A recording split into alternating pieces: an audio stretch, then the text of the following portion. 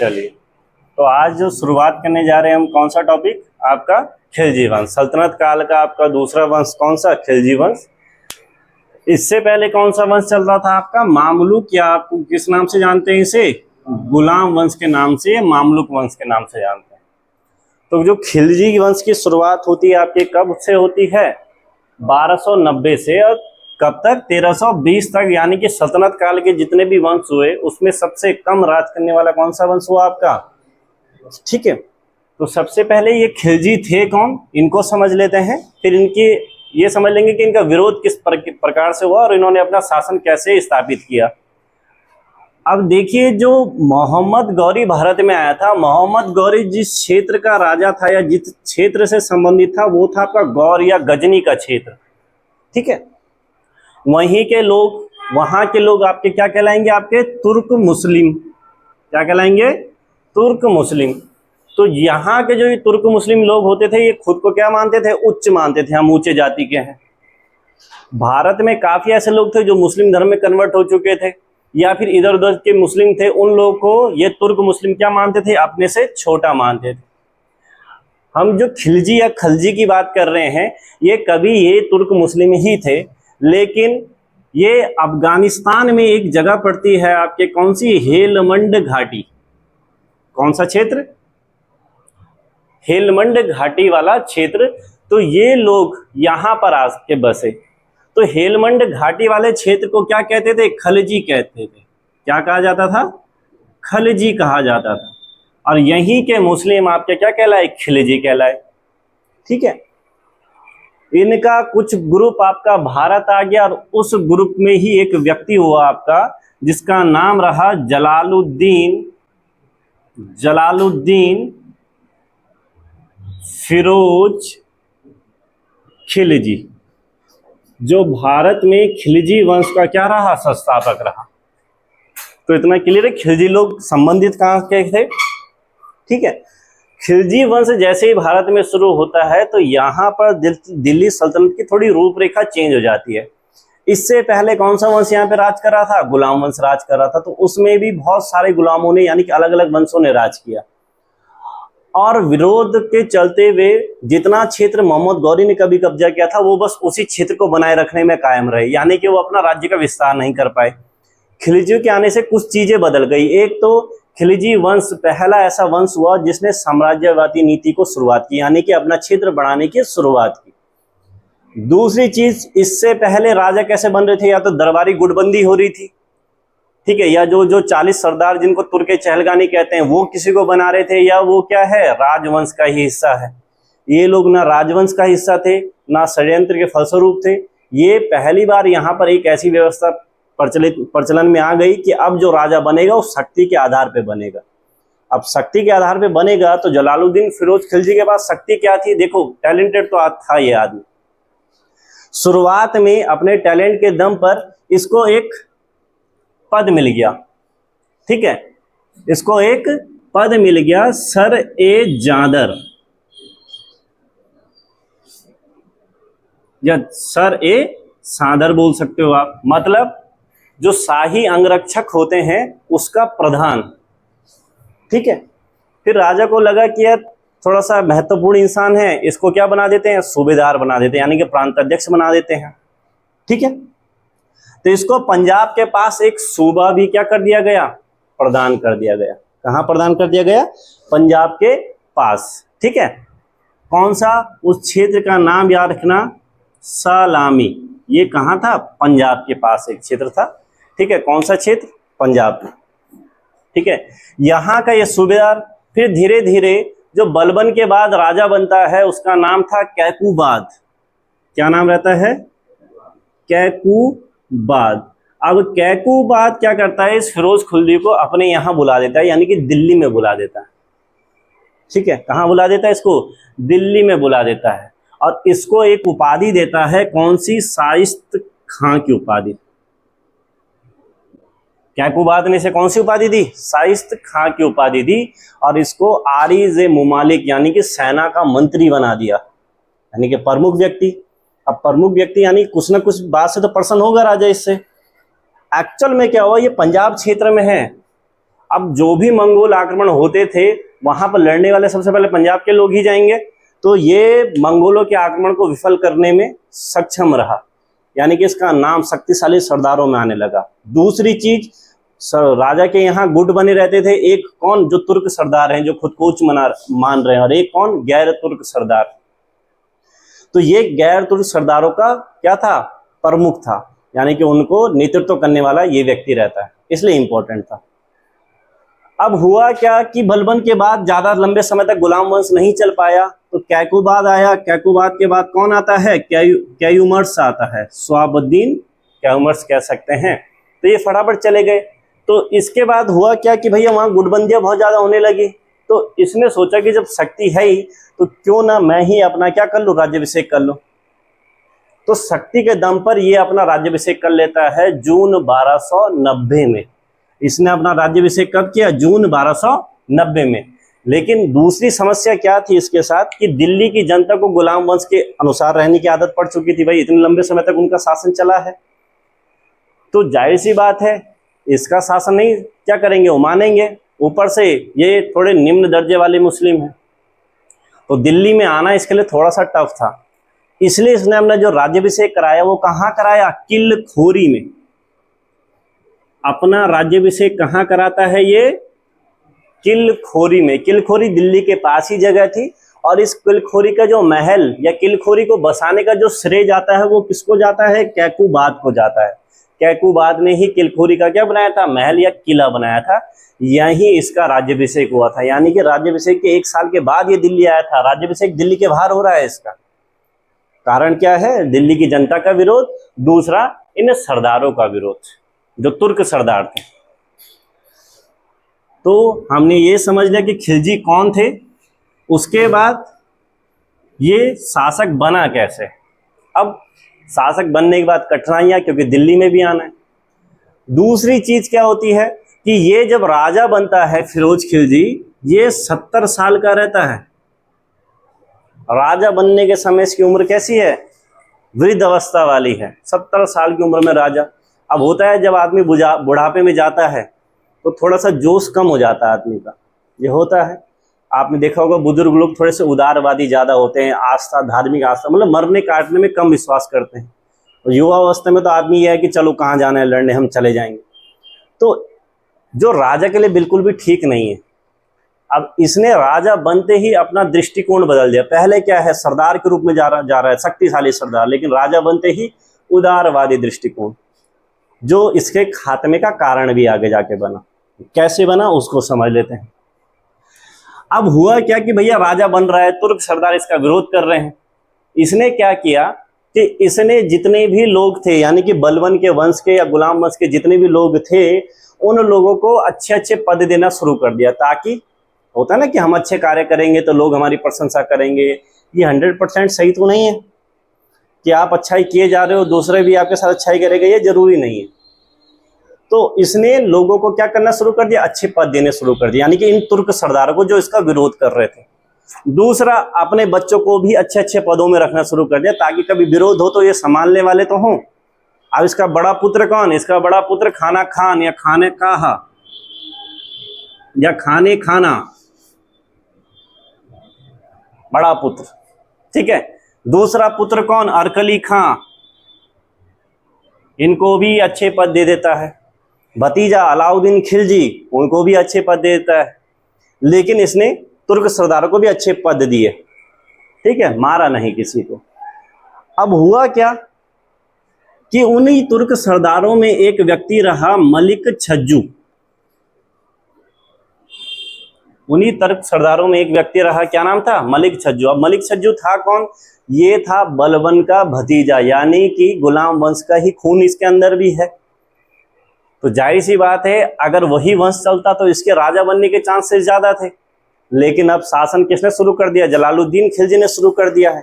But उसने इसको क्या किया, एक क्षेत्र पड़ता है आपका कड़ा। कड़ा कहाँ, आपका यूपी में, इलाहाबाद की तरफ कड़ा, यहाँ का क्या बना दिया, सूबेदार, प्रांत अध्यक्ष बना दिया। यहाँ की जमींदारी इसको मिल गई, ठीक है। अब हुआ क्या, विरोध तो तुर्क सरदार अभी भी कर रहे हैं। तो इसने क्या किया, जितने भी तुर्क सरदार लोग थे उन्होंने इसके साथ मिलने लग गए। इसने विरोध का क्या कर दिया, शुरुआत कर दी कि मुझे लड़ना है, किससे, मुझे राजा बनना है।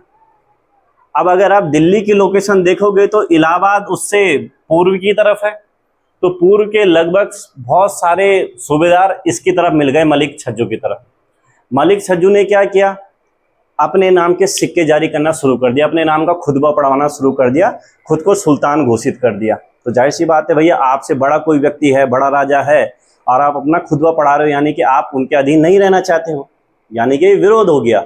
यानी कि फिरोज खिलजी के खिलाफ किसने विरोध किया, मलिक छज्जू ने। जो 2-3 जातियां थी इसके सहयोग में आई, बहुत सारे लोग इसके सहयोग में आ गए, बहुत सूबेदार, यानी कि जो तुर्क सरदार थे वो इसके साथ में आ गए। अब हुआ क्या कि जैसे ही आपका जलालुद्दीन खिलजी को ये बात पता चलती है, वो तुरंत सेना लेके तैयार होता है और अपने बेटे अरकली खां को लड़ने के लिए, मतलब अगुवाई में उसे भेज देता है। तो इन लोगों को आइडिया नहीं रहता कि वो लोग इतने जल्दी यहाँ पे पहुंच जाएंगे, और हमला हो जाता है एकदम से, जिस वजह से इस मलिक छज्जू को भागना पड़ जाता है। लेकिन सैनिक इसके पीछे भागते हैं तो इसको पकड़ के ले आते हैं, बिल्कुल गंदे कपड़ों में चैन के साथ बांध के इसको ले आते हैं। अब यहाँ पर एक राजा को क्या करना चाहिए भाई, जिसने उसके शासन में विरोध किया, जाहिर सी बात है जैसी परंपरा है मारना चाहिए, लेकिन ये यहाँ पर ऐसा कुछ नहीं करता, उसको देख के रोने लग जाता है कि मेरी वजह से तुम्हें ये दिन देखना पड़ रहा है, अगर मैं राजा नहीं बनता तो तुम राजा होते। उसको क्या किया, नए कपड़े पहनाए, उसको दावत पे बुलाया, ठीक है, और कुछ लोग उसका साथ भी दे रहे थे, उनको भी कुछ नहीं किया। उनको क्या बोला, देखो ये अपनी राजभक्ति दिखा रही है, अभी भी अपने राजवंश के अंतिम व्यक्ति के लिए कितने राजभक्त हैं। जबकि एक राजा को ये नहीं करना चाहिए था, उसको उनको मारना चाहिए था, लेकिन उनको छोड़ दिया उसने। अब इसको बोला कि आप कहाँ चले जाओ, लाहौर चले जाओ। तो इसको लाहौर भाई भेज दिया, वहां इसके रहने पीने खाने पीने का प्रबंध कर दिया कि भैया तुम वहीं रहो, यानी कि इसको छोड़ दिया। दूसरा, उस साल इतने चोर पकड़े गए दिल्ली में, 1000 से भी ज्यादा चोर पकड़े गए। अब जब चोर पकड़े जाते तो न्यायपालिका क्या करती है, सजा देती है। आपके जलालुद्दीन खिलजी क्या कर रहे हैं, आओ खाना खिलाते हैं तुम्हें। वो खाना खा रहे हैं और ये यहाँ से स्पीच दे रहे हैं कि चोरी करना पाप है, मतलब चोरी के अवगुण बता रहे हैं, और उनको नाव में बिठा के बंगाल ले गए। इतने उदारवादी थे ये। फिर उसके बाद क्या हुआ कि जो आपका जलालुद्दीन खिलजी है, ये रणथंभौर यानी कि राजस्थान की तरफ युद्ध करने जाता है। अब युद्ध करने जाता है तो उतने बीच में उसको एक खबर मिलती है कि वहां के कुछ सरदार, एक व्यक्ति है ताजुद्दीन कूची नाम का, क्या नाम का है, ताजुद्दीन कूची, वहां के सरदार इसको राजा बनाना चाहते हैं। ताजुद्दीन कूची यानी कि जो 40 तुर्के चहलगानी में प्रमुख सरदार रहा, इसको राजा बनाना चाहते हैं। यंग है, इनकी उम्र है, ये बूढ़ा आदमी क्या करेगा। ये वापस आया तो थोड़ा गुस्सा आया, यहाँ पे पहली बार इनको गुस्सा आया। तो क्या किया इसने, सारे सरदारों को एक एक करके बुलाया अपने पास, आओ खाने पे, कि तुम मुझे बूढ़ा बूढ़ा कह के चढ़ा रहे हो, एक काम करते हैं सिंगल सिंगल लड़ाई करते हैं। हमारे यहाँ तो यही चलता है ना, सिंगल सिंगल लड़ते हैं, द्वंद्व युद्ध कहते हैं जिसे। वो तो एक सरदार ने इसको समझाया जलालुद्दीन खिलजी को कि प्रभु बूढ़े हो चुके हो, बुढ़ापे में हड्डियां वड्डियां जुड़ती नहीं है, तब जाके माना। यानी कि यहाँ पर भी ये फिर शांत हो गया, जबकि यहाँ पर भी ताजुद्दीन कूची को मानना चाहिए था।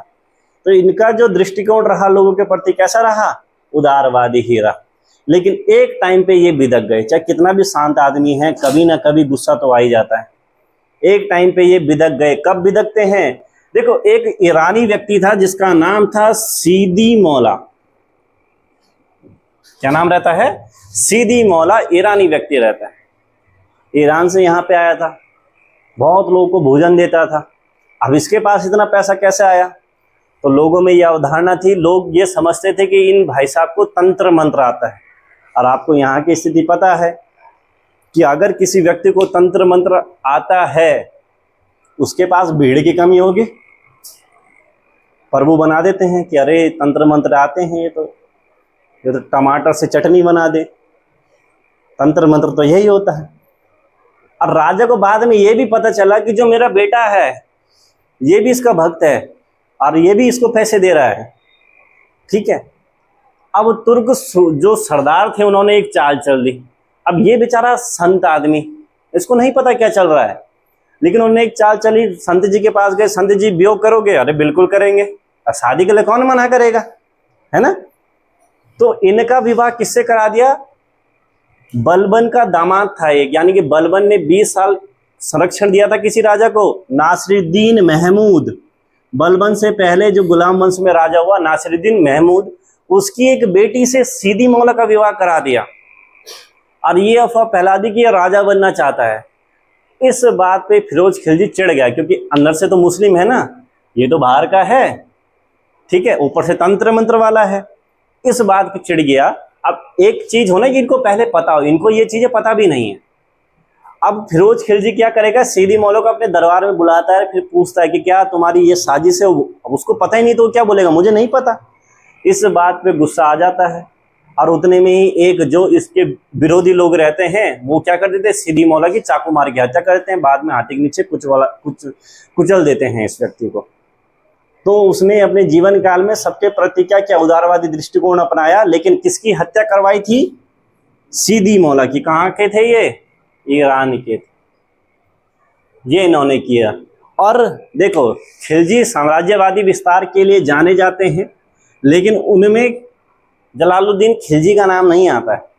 उसने एक ही बार बाहर जाके आक्रमण किया, उसका भी एक कारण रहा। कारण क्या रहा?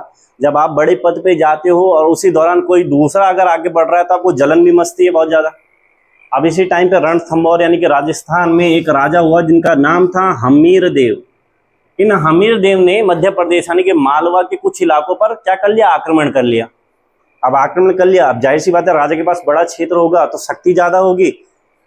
ये अपनी शक्ति ज्यादा ना बढ़ा पाए, इसलिए जलालुद्दीन खिलजी ने रणथंभौर की तरफ क्या किया? युद्ध का फैसला किया। तो 1291 करीब यहाँ पर युद्ध करने जाते हैं रणथंभौर में, ठीक है। रणथंभौर में किसी खिलाफ युद्ध करने जाते हैं। अब जाहिर सी बात है कि भैया राजपूत तो लड़ने के लिए तो जाने जाते थे, मतलब लड़ने में महारत थी उन्हें, तो उन्होंने अपनी सेफ्टी के लिए पूजा किले की सुरक्षाबंदी, किलेबंदी कर रखी थी। तो जैसे ही जलालुद्दीन की सेना वहां पे पहुंची, अब होगा क्या भैया, उन्होंने किलाबंदी कर रखी है, बाहुबली देखे होगे आपने, उसमें क्या किले तोड़ेंगे? लेकिन ये भाई साहब मना कर देते, ना किले नहीं तोड़ने। बाकी सूबेदार वो समझा भी रहे हैं इसे कि भैया तोड़ना तो है ही, तभी तो जाएंगे अंदर। नहीं नहीं, अब किले तोड़ते हुए मेरा सैनिक मर गया तो कि इन्हें, मेरे एक सैनिक का बाल इनके 10 किलो पे कुर्बान, मेरा एक सैनिक का बाल भी बांका नहीं होना चाहिए। क्या ऐसे आदमी को राजा बनाया जा सकता है? पर है राजा। अब इस वजह से इसने अपनी सेना को क्या कर दिया? लौटा दिया। बस ये है कि जब ये इस तरफ ये गया तो एक जगह पड़ती थी छैना, इस जगह पे इसने थोड़ा कब्जा करके यहाँ के मंदिरों को तोड़ा था इसने, ठीक है। तो यहाँ पर इसने यहाँ पर जाने से क्या कर दिया? युद्ध करने से मना कर दिया, वापस आ गया। वापस आया तो दोबारा क्या हुआ कि यहाँ पर दोबारा आक्रमण करने से पहले कि अब दोबारा आक्रमण करना है, उससे पहले इसके क्या हो गया? मंगोल का आक्रमण हो गया। और इसके टाइम पे मंगोल का आक्रमण किसके नेतृत्व में हुआ? अब्दुल्ला के नेतृत्व में हुआ। किसके नेतृत्व में हुआ? 1291 में अब्दुल्ला के नेतृत्व में आक्रमण किसमें हो रहा है? जलालुद्दीन खिलजी के खिलाफ हो रहा है, ठीक है।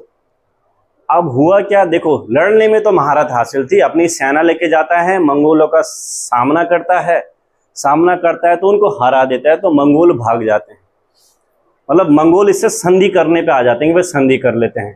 तो बाकी मंगोल तो भाग गए, लेकिन उनमें एक उलूग मंगोल आदमी रहता है, वो अपनी छोटी सी सेना के साथ वापस जाने से मना कर देता है। वो बोलता है कि मैं क्या करता हूँ, मैं मुस्लिम धर्म अपना लेता हूँ। तो वो सारे मंगोल लोग क्या बन गए थे? मुस्लिम। 4000 लोग थे जो मुस्लिम बन गए थे, जिनको नए मुस्लिम कहा गया। तो इसके टाइम पे किस ने हमला किया था? कौन सा मंगोल आक्रमणकारी था? अब्दुल्ला, हलाकू का पोता। हलाकू कौन? बलबन ने जिसको हराया था, उसका पोता था। अब इतने में ही क्या हुआ कि अब एक आदमी थोड़ा लालायित होने लगा, जिसका नाम था अलाउद्दीन खिलजी। अब ये तो बड़ा इंपॉर्टेंट है और इनका नाम तो सुना होगा सबने, आजकल बड़ा चर्चाओं में भी है, अपनी पिक्चर भी आ गई थी, ठीक है। देखा, अलाउद्दीन खिलजी अभी राजा नहीं बना है। अलाउद्दीन खिलजी अब देखिए क्या होता है कि जब मलिक छज्जू ने कड़ा में विरोध किया था तो उसको तो वहां से हटा दिया गया था। तो इनको क्या किया गया, कड़ा और एक जगह माणिकपुर, कड़ा और माणिकपुर की क्या दे दी गई थी, जमींदारी। यानी कि अलाउद्दीन खिलजी राजा बनने से पहले कहाँ का इक्तादार यानी कि सूबेदार था, कड़ा का सूबेदार था। तो राजा से आज्ञा लेकर 1292 में, राजा से आज्ञा लेकर 1292 में क्या करता है अलाउद्दीन खिलजी, मालवा क्षेत्र पर आक्रमण करता है। मालवा में एक जगह थी भिलसा, यानी कि अभी वो जलालुद्दीन खिलजी के ही अधीनस्थ काम कर रहा है। कहाँ आक्रमण किया उसने, भिलसा पर। अब जब यहां उसने आक्रमण किया तो यहां उसे कुछ चीजें पता चली। एक तो उसको धन बहुत ज्यादा मिला, पैसा ज्यादा मिला। तो होता है ना जब पैसा आता है तो आदमी को मतलब अंदर से होता है कि और चाहिए, इतने में तो क्या है, एप्पल कट, आधा एप्पल भी नहीं आएगा। दूसरी चीज इसको एक और पता चली कि दक्षिण के राज्यों में पैसा बहुत ज्यादा है। अब कैसे करे, तो यहां से जब इसने पैसा लाया तो संपत्ति का हिस्सा किसको देना था, राजा को देना था, दिया। तो राजा ने इसको कड़ा का जमींदार बना भी दिया था। तो यहां से इसका मन हो गया कि एक तो राजा हमारा कैसा है, बड़ा उदारवादी टाइप का, ऐसा राजा होना नहीं चाहिए। दूसरा कि दक्षिण में धन बहुत है, अगर मुझे राजा बनना है तो मुझे धन चाहिए। दूसरा, जिस कड़ा वाले क्षेत्र में रहता था वहां जो इसके आसपास लोग थे, यानी कि जैसे मौलवी हो गए या आसपास के जो और लोग हो गए, वो इसको बताते रहते थे भाई इतना धन, ऐसी सारी चीजें हैं। ठीक है। और एक और चीज थी, इसकी पत्नी, बड़ा चिढ़ता था अपनी पत्नी से। अब इसकी पत्नी कौन थी, जलालुद्दीन खिलजी ने ही अपनी बेटी का विवाह करवाया था अलाउद्दीन खिलजी से। ठीक है। तो जो अलाउद्दीन खिलजी था अपनी पत्नी से बहुत चिढ़ता था। चिढ़ता किस वजह से था, अपनी सासू की वजह से। उसकी सासू भड़काती रहती थी अलाउद्दीन खिलजी के ससुर जी को और अलाउद्दीन खिलजी की बुआरी को, दोनों को भड़काती थी। और बात में राज्य से दूर भेजने की बात रखती थी कि इनको बंगाल दे दो, बंगाल दे दो। बंगाल करने क्या में तक जाके, करना क्या होता है दूर, मेन जो सत्ता है वो तो दिल्ली की है, वहां जाके मैं क्या करूंगा, वार्ड मेंबर का चुनाव लड़ना है मैंने। तो उसने बोला अब इनको तो बताना है मैंने। अब राजा को हटाना है तो क्या चाहिए, पैसा चाहिए। पैसा चाहिए तो अब इसने साउथ में आक्रमण करने का एक प्लान बना लिया। अब जब प्लान बना लिया तो राजा को बताएगा तो राजा भाई हिसाब किताब मांगेगा, पैसा मांगेगा तो दिक्कत है। तो इसने राजा से क्या, एक आदमी को भेजा, राजा से क्या बोला कि अलाउद्दीन चंदेरी पर युद्ध करने के लिए जा रहा है। तो राजा ने बोला ओके जाओ। राजा बड़ा प्यार करता था, भतीजा है मेरा, प्यारा भतीजा, बहुत प्यार करता था चंदेरी पर। लेकिन अलाउद्दीन का मंतव्य तो कुछ और ही था, इनको साउथ पे आक्रमण करना था। तो अलाउद्दीन खिलजी चंदेरी से आगे बढ़ता हुआ कहां पहुंच गया, देवगिरी। यानी कि दक्षिण भारत में यह पहला मुस्लिम अटैक था। दक्षिण भारत में पहला मुस्लिम शासक जिसने हमला किया अलाउद्दीन खिलजी रहा। देवगिरी बहुत इंपॉर्टेंट साम्राज्य था इसके अधीनस्थ। इसने भी 2-3 राज्यों पे कब्जा कर रखा था। और इस टाइम पे जो देवगिरी का राजा रहता है वो था रामचंद्र देव। ठीक है। अब किसी भी व्यक्ति के लिए राजा बनने के लिए 2 चीजें बड़ी इंपॉर्टेंट है। एक, राजा जैसा माइंडसेट होना चाहिए। दूसरा, परिस्थितियां भी साथ देनी चाहिए। अलाउद्दीन खिलजी के साथ हमेशा ये हुआ, एक तो कूटनीतिज्ञ बहुत ज्यादा था, बचपन में पढ़ाई उसने बिल्कुल नहीं की, उसने सिर्फ लड़ना मारना सीखा, यानी कि शस्त्र का ज्ञान लिया। दूसरा, परिस्थितियों ने उसका साथ हमेशा दिया। अब जब वो देवगिरी पहुंचा तो देवगिरी पहुंचने से पहले 2 दिन पहले पहुंच गया था और रेस्ट पे बैठ गया था और अपने गुप्तचरों को भिजवा दिया रामचंद्र देव के पास, या वहां एक खबर फैलवा दी। फैलवा क्या दी कि अलाउद्दीन खिलजी नाराज है जलालुद्दीन खिलजी से, उसकी सेवा छोड़ना चाहता है और वो तेलंगाना चाहता है, वहां जाके वो क्या करेगा, सेवा करेगा, यानी कि किसी पद पर काम करेगा। तो जाहिर सी बात है सबको ये लगेगा कि वो नौकरी के लिए आ रहा है, लड़ने के लिए नहीं आ रहा है। इससे क्या होगा, यहाँ के सारे लोग आश्वस्त हो जाएंगे। मतलब ये सोचो उसकी इस खबर का क्या फर्क पड़ा कि जब रामचंद्र देव पर उसने हमला किया तो पहले देखोगे ना हमने किले के बाहर बड़ी सी खाई खोदी भी होती थी, उसमें पानी होता था और किलेबंदी के लिए दरवाजे बंद होते थे, वहां पानी ही नहीं था। ये सोच सकते हो उसकी प्लानिंग कितनी अच्छी काम की यहाँ पे। और उसने अटैक कर दिया देवगिरी में, किस पर, रामचंद्र देव पर। दूसरी चीजें, देवगिरी की आधी सेना इस टाइम पे दक्षिण में आगे जा रही थी लड़ाई करने के लिए, तो एक तो सेना भी कम थी रामचंद्र देव के पास, दूसरी उसकी इस खबर से वो नॉर्मल हो गया था कि हाँ भाई वो नौकरी के लिए आ रहा है, और अचानक हमले से वो संधि पर आ गया। दूसरी एक और चीज क्या कि उसने, कि जितने टाइम पर उसका कब्जा रहा वहां जितने भी अनाज वनाज थे जिन कट्टों में, उन सबको निकाल दिया और वहां नमक भर दिया उसमें। और क्या होता है कि वहां पर फिर एक और सूचना फैला देता है वो, कि ये तो अभी राजा हमला करना चाह रहा है यहाँ पे, और अभी जो हम आए हैं ये तो राजा के अग्रणी सेना है, मुख्य सेना तो अभी आएगी, ये भी उसने फैला दिया। अब रामचंद्र देव हार गया उससे। अब रामचंद्र देव हार गया तो अलाउद्दीन ने जिस क्षेत्र पर कब्जा किया था वो था एलिचपुर प्रांत। तो रामचंद्र देव ने बोला कि इस प्रांत से जितनी आय होती है वो हम तुम्हें दे देंगे। सारी आय इसने हड़प ली। अब जब तक पूरी कार्यवाही होनी थी, संधि बंदी पूरी होनी थी, तब तक रामचंद्र देव का बेटा वापस आ गया। उसे पता चला कि पिताजी संकट में हैं, तो वो वापस आ गया। उसका नाम था शंकर देव। और उसने बोला कोई संधि बंदी नहीं होगी, तुम भाग रहे हो भागो, वरना हम आपका क्या करेंगे, हमला करेंगे। युद्ध हुआ तो अलाउद्दीन खिलजी थोड़ा सा क्या हो गया, आपका कमजोर पड़ गया। वो तो क्या हुआ कि जैसे ही अलाउद्दीन खिलजी कमजोर पड़ रहा था तो उसका एक साथी थोड़ी सी सेना, घुड़सवार सेना लेके आ गया। और यहाँ पर इन शंकर देव ने क्या सोचा कि ये अब इनकी मुख्य सेना आ गई। अभी तो हम किससे लड़ रहे थे, आगे वाली सेना से लड़ रहे थे, और यहीं पर बाकी शंकर देव की सेना क्या हो जाती, डर जाती कि भैया मुख्य सेना अब आएगी, अब इन्हीं से हमारी हालत खराब हो गई, आगे क्या लड़ेंगे हम। सेना भाग गई। अलाउद्दीन खिलजी की ये प्लानिंग भी काम कर गई। इस वजह से ये लोग हार मान जाते हैं, और यहाँ से अलाउद्दीन खिलजी को इतनी धन संपदा मिलती है, उसके आगे आने वाली बहुत सारी पीढ़ियां, यानी कि फिरोज तुगलक तक वो धन संपदा काम ही आती रही, इतना धन लेके आया था।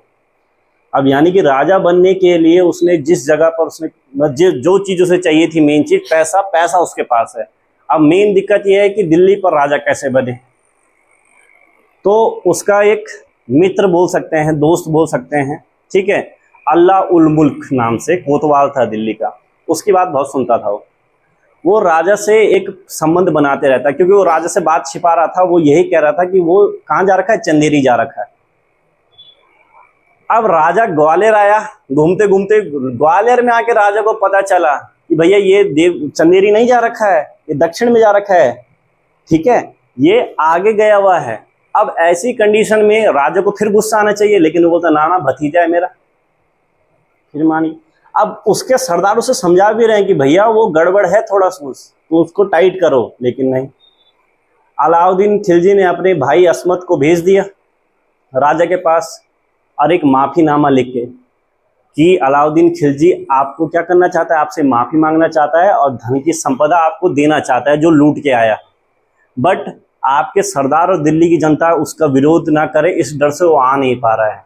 तो आप उससे मिलने जाओ, अगर आप उससे मिलने नहीं गए तो वो आत्महत्या कर लेगा या भाग जाएगा। अब राजा ने बोला अरे मेरा बेटा डर रहा है। तो राजा क्या हो गया, वहां से चले गया। कहाँ कहाँ का सूबेदार था ये, वहां चले गया। साथ वाले समझा रही भाई ध्यान रखो भाई कि इसका मंतव्य नहीं लग रहा है कि ये कुछ ठीक ठाक करने वाला है, ये मारने वाला है आपको, लेकिन ना, वो तो भाई भतीजावाद में बड़ा प्यार प्रेम में चल रहा था। आगे कड़ा पहुंच गया अपनी सेना लेके। अब अलाउद्दीन खिलजी ने बोला यार इनको मारे कैसे। तो उसको जैसे ही पता चला कि ये पहुंचने वाला है, उसने अपनी जगह बदल दी। कहाँ पहुंच गया, माणिकपुर में पहुंच गया अलाउद्दीन खिलजी। अब माणिकपुर जाने के लिए नदी क्रॉस करनी है, नदी क्रॉस करनी है। तो अब राजा, जाहिर सी बात है कि भाई जब तक वो नदी से आएंगे तो सेना को आने में टाइम लगेगा, राजा पहले पहुंच जाएगा। राजा पहले पहुंच गया। अब जब राजा पहले पहुंच गया तो राजा को ये बोला गया कि आप उनसे मिलोगे तो बिना हथियार के मिलना, अलाउद्दीन खिलजी डर जाएंगे। तो राजा ने फिर वही किया, अपने हथियार जो 2-4 लोग उसके साथ गए थे उनके हथियार भी डलवा दिए। और अलाउद्दीन खिलजी जाते ये चाचा पैरों में पड़ेगी तक, जा तुम इच्छा छोड़ दिया मैसणी, और सीधा पैरों में पड़ गया। अब वो बोलता है अरे भतीजे आओ गले मिलो। जैसे ही गले मिलता है पीछे से एक आता है चाकू लेके, और जलालुद्दीन खिलजी वहीं पर बोलता भी है धोखेबाज तूने क्या किया, तब तक तो उसे गर्दन काट देते हैं। तो अलाउद्दीन खिलजी ने वहां पर फिर अपने आप को क्या घोषित कर देता है, सुल्तान घोषित कर देता है। ठीक है, तो इस तरीके से उसने किसकी हत्या कर दी, जलालुद्दीन खिलजी की हत्या कर दी। अब जलालुद्दीन खिलजी की जैसी हत्या होती है, अब उसके बाद दूसरी समस्या कि दिल्ली जाके राजा बनना है, लेकिन वहां उनकी सासू जी है।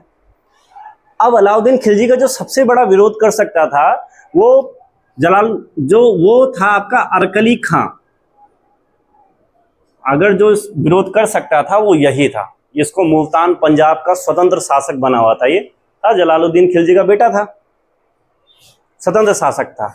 लेकिन इस चीज को आसान कर दिया उसी की सासू मां ने। अलाउद्दीन खिलजी की जो सासू मां थी, उन्होंने क्या किया, इब्राहिम को दिल्ली का शासक बना दिया। कद्र खां इसको इब्राहिम नाम से दिल्ली का क्या बना दिया, शासक बना दिया। अगर ये बनता तो जाहिर सी बात है अलाउद्दीन खिलजी नहीं आ पाता, इंपॉर्टेंट था। ठीक है, ये कहाँ है आपका, लाहौर की तरफ है, ये दिल्ली के लिए निकला ही था। लेकिन तब तक सासू ने किसको बना दिया, इब्राहिम को क्या बना दिया, वहां का शासक बना दिया। इसलिए ये दिल्ली आया ही नहीं, वहीं से चले गया वापस। अब वहीं से ये जब वापस चले जाता है तो होता क्या है कि इतनी सेना कम हो गई। अब अलाउद्दीन खिलजी को दिल्ली आना है, उसके लिए कोई टेंशन नहीं है, भैया लोगों ने विरोधी तो करना है। वो कुछ नहीं, वो बैठा हाथी के ऊपर अपना धन का कटोरा लेके, और जहां जहां लोग मिलते रहे, जो जो उसका विरोध करने वाले मिलते रहे बीच में, वहां वहां पैसे फेंकता रहा। आप देखो ना, शादियों में पैसे उड़ाते हैं तो डांस करने वालों की भीड़ कम होती है, उठाने वालों की ज़्यादा रहती है।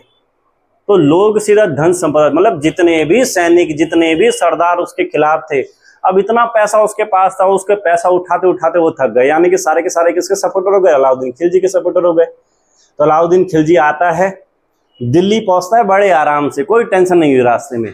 और पहुंचा कहाँ, बलबन के महल में। कहाँ पहुंचा, बलबन के महल में। और अपना राज्याभिषेक कहाँ करवाता है, वो बलबन के महल में करवाता है। ठीक है, अब चाहे जैसा भी जलालुद्दीन खिलजी था, लेकिन उसका दृष्टिकोण तो उदारवादी था। लोग उसे थोड़ा बहुत ठीक मानने लगे थे। अब इसको तो सारे लोग जल्लाद मानते थे, भैया इसने अपने चाचा को मारा है, तो जनता का विरोध। बाकी निम्न जाति का ये भी था ही, तो जनता का विरोध, ऊपर से सासू माँ का विरोध। इसको हर जगह विरोध ही विरोध मिला। अब उसको टैकल करने के लिए कौन सी तकनीक अपनाता है उसको पढ़ते हैं। तो किस महल में इसने अपना राज्याभिषेक करवाया, बलबन के महल में। तो समस्या तो एक ही थी ना उसके लिए, ये वाली। तो इसका एक भाई था जफर खां, और एक और था उलूग खां। मतलब नुसरत को इसने उपाधि दी थी उलूग खां की। ये दो बड़े खतरनाक लोग थे इसकी सेना में। ठीक है, या तो इनको भेज दिया उसने कहाँ, लाहौर की तरफ। उन्होंने अरकली के जो क्षेत्र है वहाँ पे घेराबंदी की। कुछ टाइम के बाद अरकली खां क्या कर देता है, आत्मसमर्पण कर देता है। फिर ये लोग उसको पकड़ लेते हैं, उसको मार देते हैं। अपनी सासू माँ या उसके जितने भी लोग जो राजा बनने की चाह रख सकते थे, सबको मरवा देता है अलाउद्दीन खिलजी। तो एक तो इसने ये सारी चीज़ें खत्म करवाई। फिर कुछ टाइम तक उसने जज किया कि एक्चुअल में ये लोग विरोध कर रहे हैं, तो विरोध का कारण क्या है। तब उसको कुछ कुछ चीज़ें समझ में आ गई कि विरोध मेरे खिलाफ हो क्यों रहा है। अब देखो, कभी भी कोई भी आंदोलन हो रहा है, आप कभी भी जाओ देखो, आंदोलन में बैठे हुए लोग जो हैं, कभी आपको कोई भिखारी आंदोलन पे बैठा हुआ नहीं दिखेगा, क्योंकि उसके पास चैलेंज है कि दिन का खाना नहीं खाया, रात का खाना नहीं खाया तो मर जाऊंगा। भाई धन संपदा होगी तभी तो आपके पास टाइम है। अगर आपका पैसा ही नहीं है, रात के खाने का भरोसा ही नहीं है, तो आप जाओगे कि रैली में चल, नहीं जाओगे। दूसरी चीज है कि भैया अगर आप अकेले रहते हो तो आपको क्या पता दीन दुनिया में क्या हो रहा है।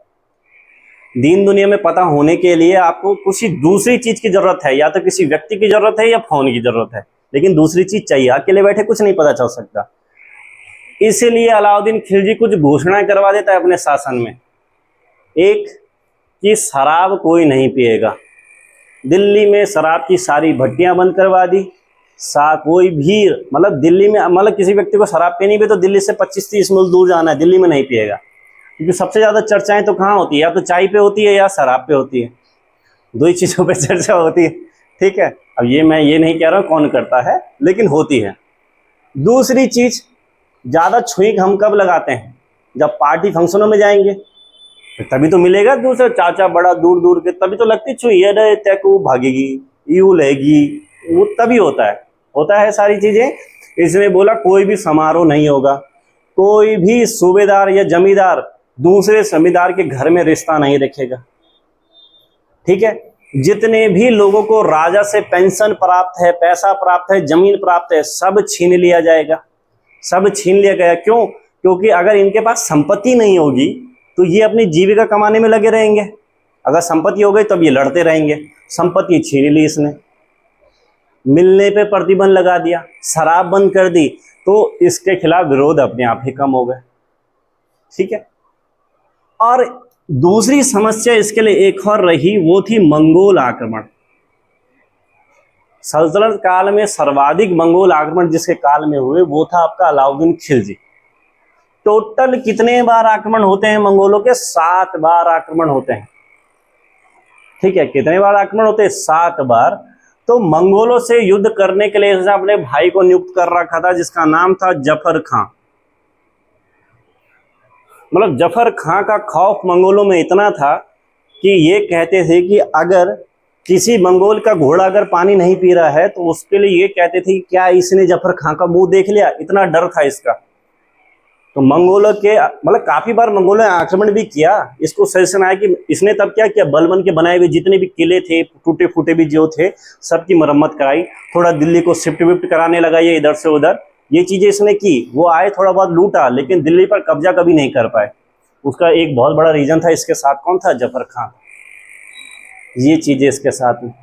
ठीक है, दूसरी इसने क्या कहा कि भैया मुझे सेना चाहिए, क्योंकि मुझे इतना बड़ा युद्ध लड़ना है तो सेना तो चाहिए। सेना के लिए इसने क्या किया? नियमित वेतन देने की व्यवस्था शुरू की कि मैं इनको नियमित वेतन दूंगा। सेना हो सकते हो कि इसके बाद घोड़ों की सेना ही 4,75,000 थी। सोच सकते कितनी बड़ी सेना है, इतनी बड़ी सेना इसने रखी हुई। तो उसके लिए इसने स्थायी सेना रखने का क्या किया? प्रावधान किया। यानी कि स्थायी सेना सल्तनत काल में सबसे पहले कौन रख रहा है? तो सैनिक अलग अलग प्रकार के होते थे।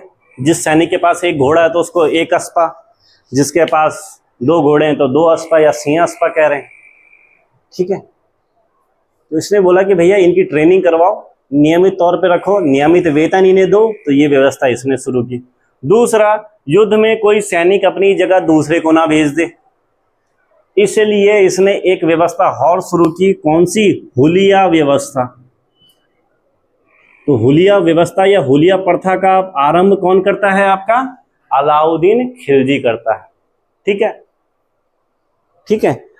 अब कोई व्यक्ति के पास एक ही घोड़ा है लेकिन उसने उसको 2-3 जगह उसका नाम चढ़ा रखा है, ऐसा भी हो सकता है, करप्शन तो चलता है। तो इसने क्या किया? घोड़ों पर कि ठप्पा लगाओ भैया, बार बार नाम नहीं चढ़ना चाहिए। प्रॉपर इसने बंदोबस्त करवाया और उसको क्या कहा? दाग प्रथा कहा, या घोड़े को दागने की पद्धति किसने शुरू कराई? इसने कराई। यानी कि सैनिक रूप से खूब सशक्त बना, अपने आप को मजबूत किया। फिर इतनी बड़ी सेना रखने के लिए धन चाहिए इसे। धन के लिए क्या किया इसने? सारे जमींदारों की जमीनें छीन ली। दूसरा क्या किया? किसानों पर ऋण बढ़ा दिया। यानी कि देखो, हर टाइम पे, हर राजाओं के टाइम पे आपको कर की दर मिलेगी 1/3, यानी कि किसी एक की खेती का 1/3 हिस्सा। लेकिन इसने इस दर को क्या कर दिया? बढ़ा दिया। इसके टाइम पे कर की दर क्या? 1/2, यानी कि 50% कर की दर किसके टाइम पे है? उसके बाद मुस्लिमों के लिए तो चलो थोड़ा बहुत कम भी था, हिंदुओं के लिए थोड़ा ज्यादा था। अगर मुस्लिमों के लिए 5% है, हिंदुओं के लिए 10% है, अगर कोई और चीज भी वो खरीद रहा है। दूसरा, इसने 2 नए कर और लगा दिए। कौन से? मकान कर और चराई कर। ये 2 कर भी कौन लगाता है? यही लगाता है। इतने टैक्स इसने लगा दिए कि किसानों पर लगने वाला जो टैक्स था वो 70 से 75% हो गया।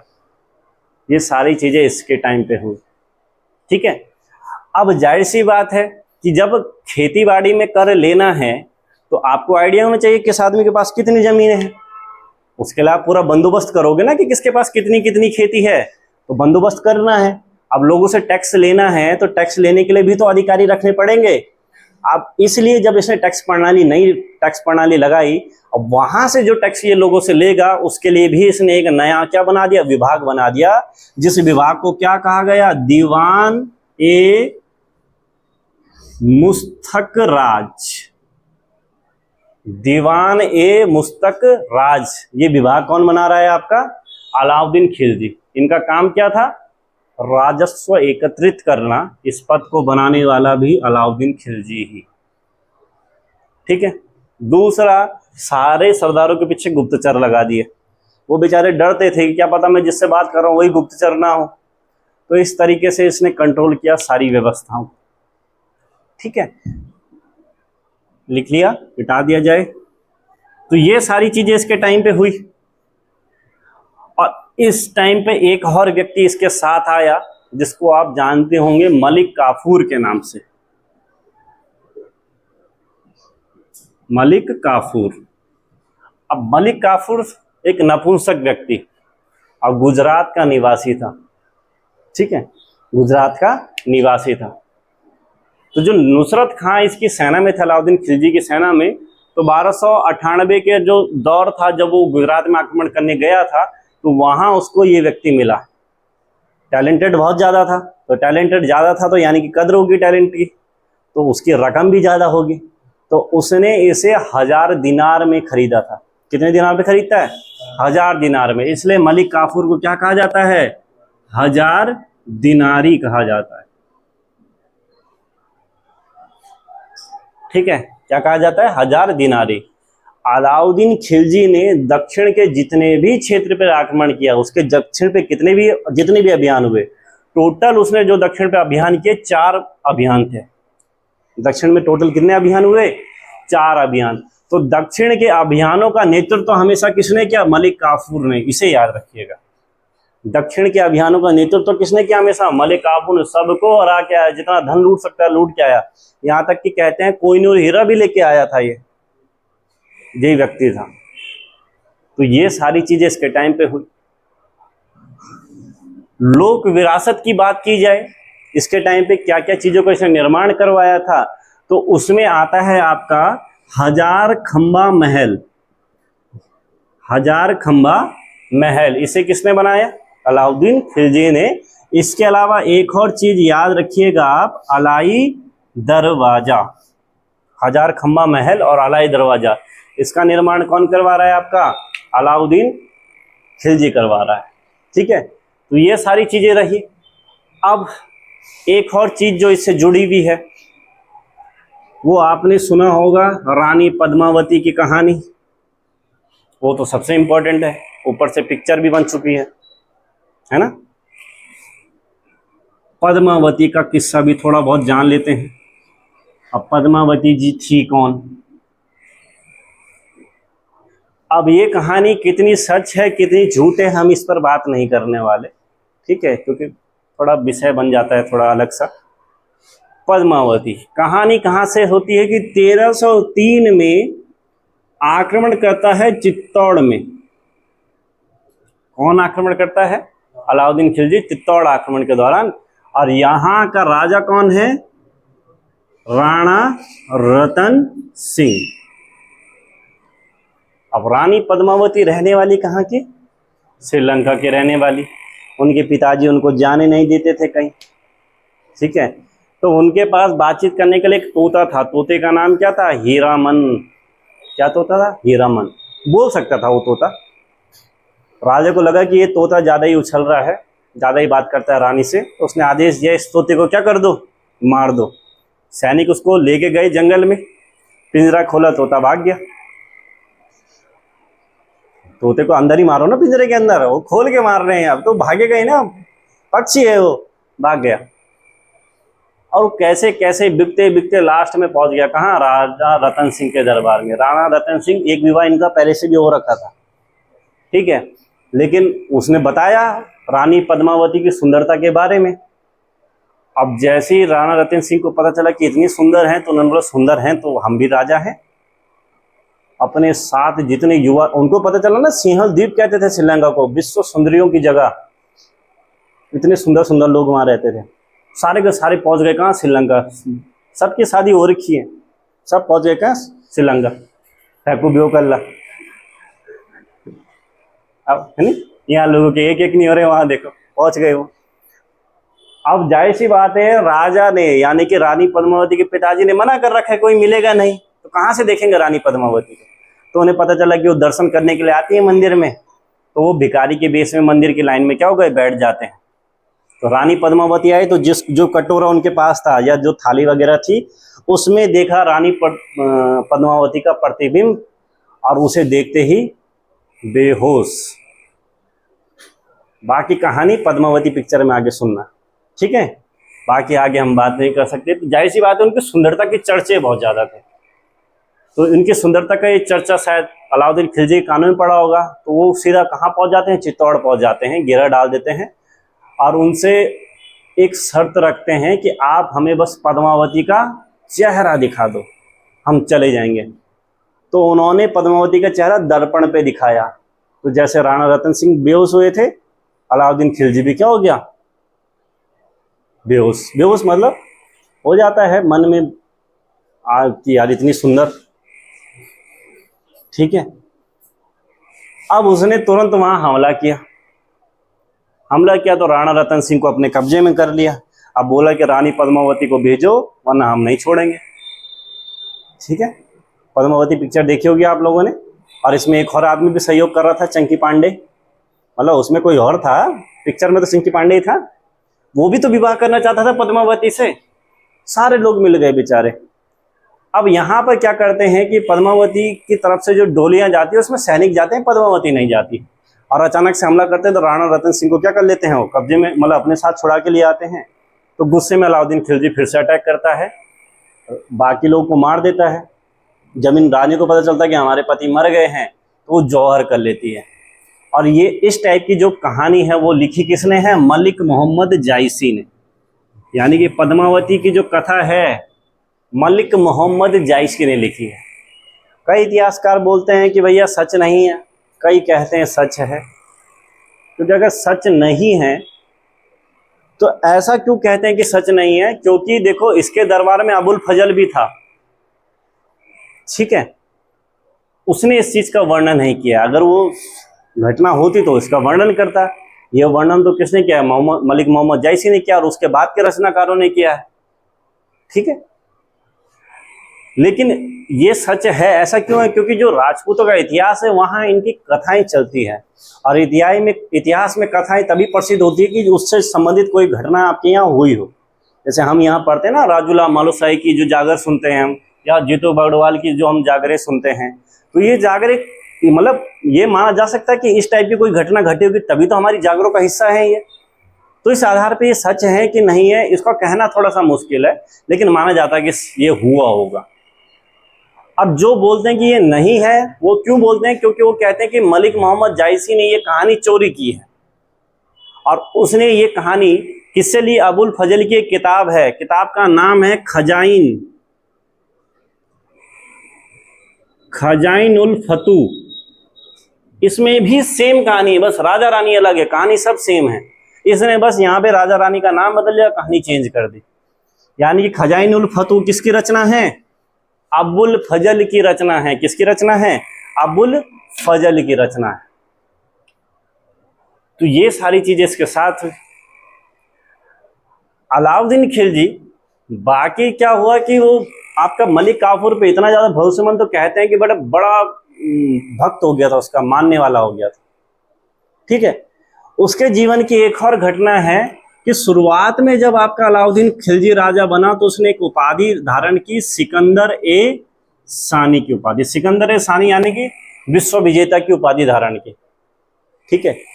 ये उसने उपाधि धारण की, यानी कि उसका भी सपना था, क्योंकि जब आपके पास धन संपदा ज्यादा है तो आप चाहोगे यार मैं क्या करूं, अटैक करूं, हर जगह पे अपना प्रचार प्रसार करूं, युद्ध करूं, जीतूं। सुनता भी किसी की नहीं था, पढ़ा लिखा भी ज्यादा नहीं था। तो उसका जो दोस्त था अल्लाह उल मुल्क कोतवाल था, एक वही था जो अपनी बात रख सकता था अलाउद्दीन खिलजी के सामने। उसने उसको बड़ी अच्छी राय दी। उसने कहा कि जैसे तुम बोल रहे हो, अपना प्रचार प्रसार करने की बात कर रहे हो, ये पैगंबर का काम है, यानी कि खुदा का काम है, खुदा के दूत का काम है, ठीक है। पैगंबर हो सकता है कि किसी क्षेत्र का शासन चलाए, यानी कि राजा बन सकता है, लेकिन कोई राजा पैगंबर बन जाए ये पॉसिबल नहीं है।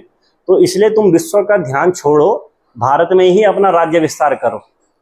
तो यानी कि उसको राज्य विस्तार करने से रोकने वाला, यानी कि भारत में ही राज्य विस्तार कर, ये सजेशन देने वाला कौन था, अल्लाह उल मुल्क।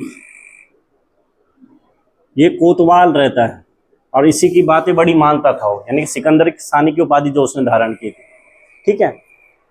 और कहा जाता है कि अंतिम समय में जो मलिक काफूर हुआ, क्योंकि मलिक काफूर लगातार जीते जा रहा था। अब जब आप किसी काम में आगे बढ़ने लग जाते हो तो आपको एक बिलीव भी अपने अंदर हो जाता है कि अहम ब्रह्मास्मि, अब मैं हूँ जो कुछ हूँ। उनको भी ये लगा तो उनके मन में भी इच्छा होने लगी कि अब मैं ही राजा बनूं। लेकिन दिक्कत ये राजा के वंश के नहीं है, राजा बनना थोड़ा सा टफ है।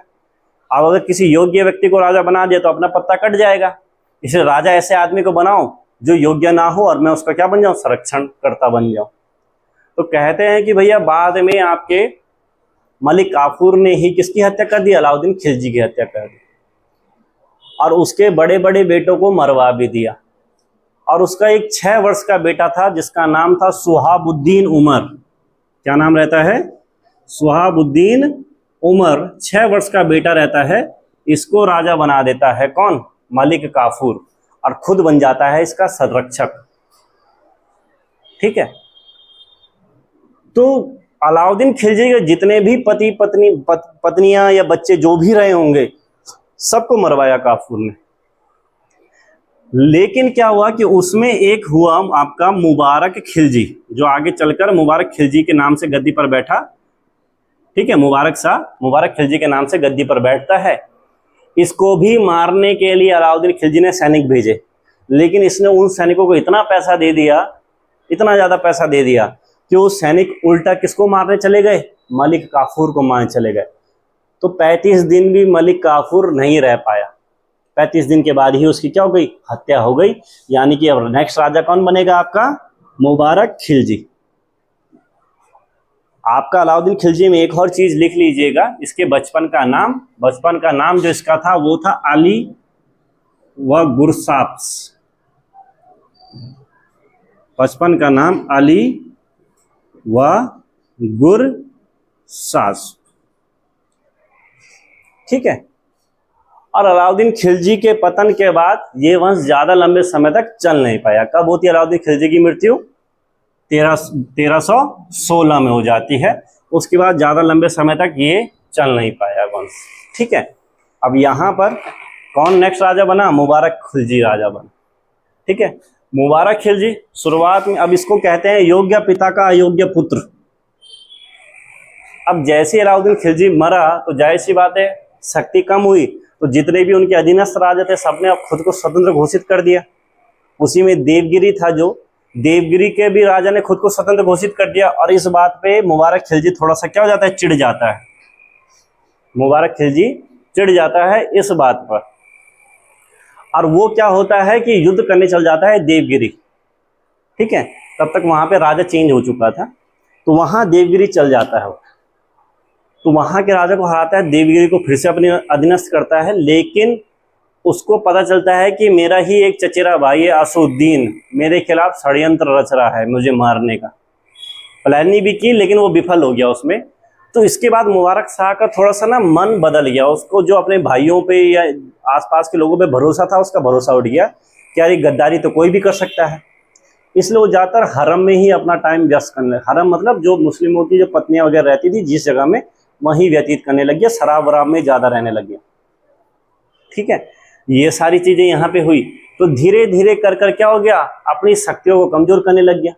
अब इसको बहुत कम लोगों पे भरोसा था, तो इसका एक अंगरक्षक हुआ, उस पे इसको बहुत ज्यादा भरोसा हो गया, उसको इसने वजीर बना दिया। और यही इसकी सबसे बड़ी गलती थी, क्योंकि वो अंगरक्षक सरदारों से मिला हुआ था बाकी। अब एक दिन उसने प्लानिंग बना दी कि भाई मारना है, तो मारने लग गया। अब मुबारक खिलजी से लड़ने लग गया। तो उस टाइम पे सिंगल ही लड़ाई हो रही थी, तो मुबारक खिलजी बेचारे की छाती बाल पकड़ के बैठा है ऊपर पे। वो तो तब तक उसकी सेना आ गई रात के टाइम पे, मुबारक खिलजी के अंगरक्षकों को मार दिया और इसकी भी हत्या वहीं पर कर दी उसी के वजीर ने। ठीक है। इस तरीके से मुबारक खिलजी भी आपका क्या हो गया, खत्म हो गया। लास्ट मुबारक खिलजी के बाद जो राजा बना, यानी कि खिलजी वंश का जो अंतिम राजा हुआ, उसका नाम क्या था, खुसरो खां। ठीक है। क्या नाम रहता है, खुसरो खां। खिलजी वंश का अंतिम शासक जो हुआ। अब इसको कहा जाता है कि ये नॉन मुस्लिम था, यानी कि पहले हिंदू था बाद में मुस्लिम बना था। ठीक है। तो इसने क्या किया, लोगों को भरोसा दिलाने के लिए इसने क्या किया, खुतबा पढ़ाया। यानी किस शासक ने खुद के नाम का खुतबा पढ़ाया था? इससे पहले कोई ऐसा नहीं करता था, ये धर्म वरम को मान्यता नहीं देते थे, लेकिन इसने अपने नाम का खुतबा पढ़ाया और पैगंबर का दूत अपने आप को बताया, यानी खुद को सुल्तान घोषित किया। सुल्तान बोल सकते हैं, सुल्तान या खलीफा बोल सकते हैं, कभी कुछ भी आ सकता है आपके एग्जाम में। किसने स्वयं को खलीफा घोषित किया था? वो खुसरो खां था, ताकि लोगों को लगे कि हाँ भाई पक्का मुस्लिम है। लेकिन बाकी तुर्की सरदारों ने इसको गैर मुस्लिम के नारे लगा लगा के लोगों को इसका विरोधी बना दिया। और इसी टाइम पर एक सरदार बड़ा तेजी से उभरा जिसका नाम था गयासुद्दीन तुगलक, यानी कि गाजी मलिक, जो आगे चलकर तुगलक वंश की नींव डालेगा। तो गाजी मलिक ने मौका भी देखा, प्रभावशाली भी था। तो इसका एक बेटा था जूना खां, जिसको आप मोहम्मद बिन तुगलक के नाम से जानोगे आगे। उसकी भी बाकी सरदारों में और दिल्ली के आसपास वाले क्षेत्रों में अच्छी पहचान थी। तो उन्होंने धीरे धीरे अपने आप को क्या करना शुरू कर दिया, मजबूत करना शुरू कर दिया, और अपनी सेना लेकर कहाँ, दिल्ली तक पहुंच गए। दिल्ली के पास जो जगह पड़ती है, दिल्ली का पुराना नाम आप पढ़ते हैं इंद्रप्रस्थ, ये नाम सुना होगा आपने। तो ये जूना खां और गाजी मलिक अपनी सेना लेके कहाँ पहुंच जाते हैं, आपके इंद्रप्रस्थ पहुंच जाते हैं। और खुसरो खां स्वयं अपनी सेना लेके वहां पहुंचता है, डरता नहीं है, युद्ध करता है, अच्छे से युद्ध करता है, लेकिन फिर भी क्या होता है, मारा जाता है बाद में। तो जैसे ही मारा गया, यहीं पर खिलजी वंश का क्या हो गया, समापन हो गया। और गाजी मलिक गयासुद्दीन तुगलक के नाम से अब जो नींव रखेगा, वो किसकी नींव रखेगा, तुगलक वंश की नींव रखेगा। इसी के साथ समाप्त होता है आपका खिलजी वंश।